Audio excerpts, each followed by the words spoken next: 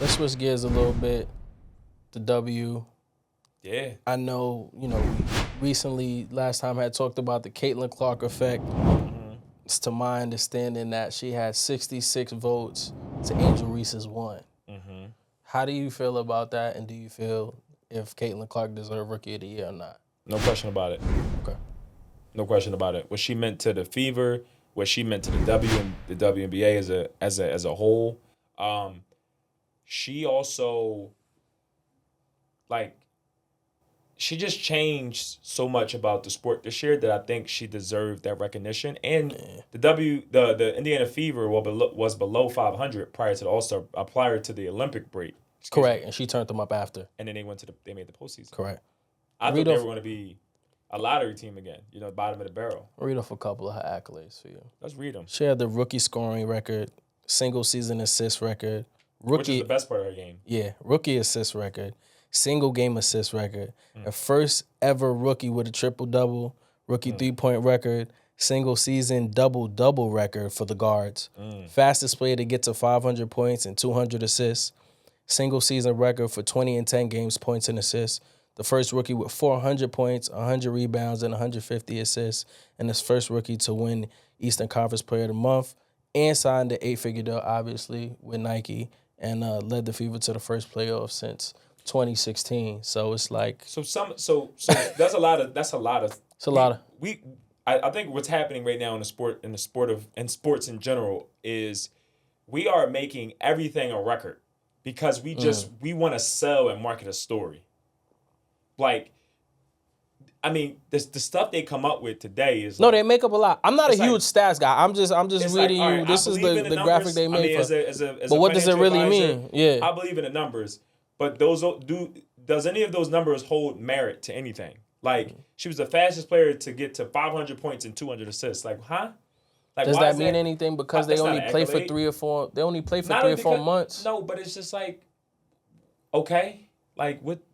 Like, what does that mean? That's crazy. If I was saying this to you last week, I feel like you'd be giving me pushback. Nah, man. I feel like we gotta stop inflating these numbers and to make them mean more than what it is. Yeah, and she got Rookie of the Year. That's gonna be the highlight of everything you just read. I'm with you.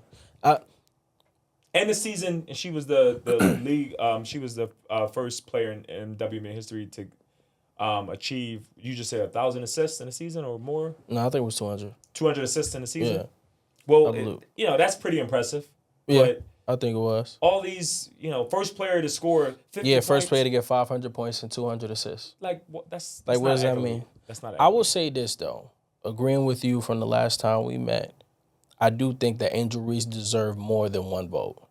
She did. I think her impact to the game meant so much more. But I also, what I was explaining to you last week was, so much is cultivated around Caitlin Clark right now, where it was unanimous. Once she got the Indiana Fever in their position to be able to be in playoff contention, it was her. Yeah, easy. It was her, easy. Like, and then what? Nail in the coffin, Angel Reese get hurt. Yep. That's it. Hurt her wrist. Right? And they just gave her a little 1. I think that's going to turn Angel Reese up next year, though. Yeah. Y'all only gave me 1? Okay. Yeah, I'm going to turn it up next year. And for sure. Yeah. If you were an NBA commissioner and the WNBA generated the same amount of money as the NBA, the NBA? Yes. Okay. If you were the yes. Why? Because it shows. First of all, I would ask that the affiliation to the NBA. I would ask that they release us to allow us to be an independent league, which doesn't exist right now. All right. Explain what that means. So currently, as it's structured, the NBA subsidizes the WNBA to be able to operate. Because if not, they would be operating in a deficit.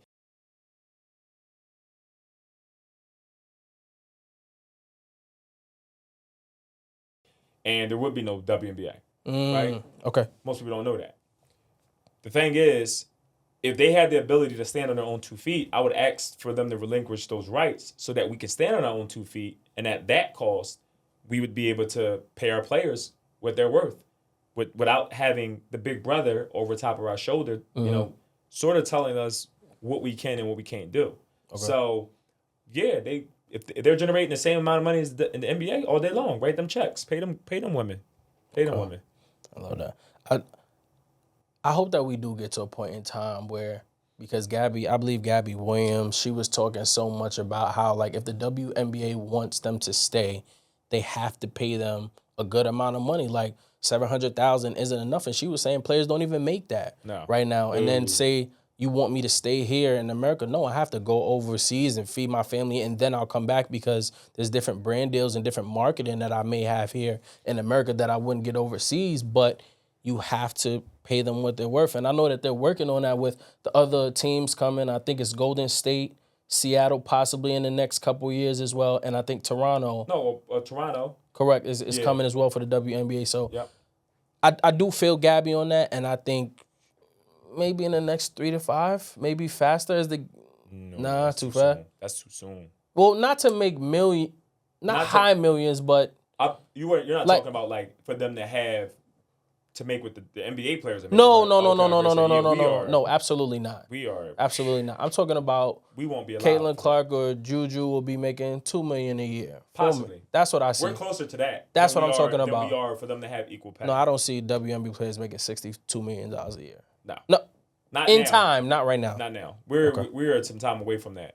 Okay. But we're in a great spot because this reminds me, Caitlin and Angel remind me of who Magic and Larry Bird were to the NBA before they made the way they flipped. They rejuvenated what the NBA needed at the time. Yep. Quick, and then they laid the foundation for Michael. Okay. Quick in and out. Who you got? Obviously Liberty is there. Sun Lynx. Who you having at coming out that series? It's gonna be Suns, Connecticut Sun versus Liberty. And I think the Connecticut Sun have a real good shot at winning. You got the Sun beating the Lynx? Yeah. Smoking. Yeah. We could talk about that offline. Yeah. But I think I got them beating the Lynx. They look real shaky last game, to be honest. Alyssa Thomas looked. I guess you took the flight back, a little tired. Yeah. Maybe wasn't really hitting threes like that. They just couldn't get into that next drive in the fourth quarter. They were struggling all game, but the Lynx are on their ass right now. Well, they just beat the Lynx yesterday. Did you watch that game? Or because I think you were talking about 2 games ago. Last night. It's 2-1 right now. No, it's 2-2, baby. It's 2-2? It's 2-2. They tied it up last night. Where's next game? Next game, I believe it's Minnesota. It's in Minnesota. Yeah. They were a higher seed. Minnesota. Nah. Minnesota's over. Connecticut. Collier? How you feeling? Collier? Nafisa. Collier. Collier, I think. Yeah, 30 balls. 30 ball next game. She's a hooper. She's a hooper. She make it look easy. For sure.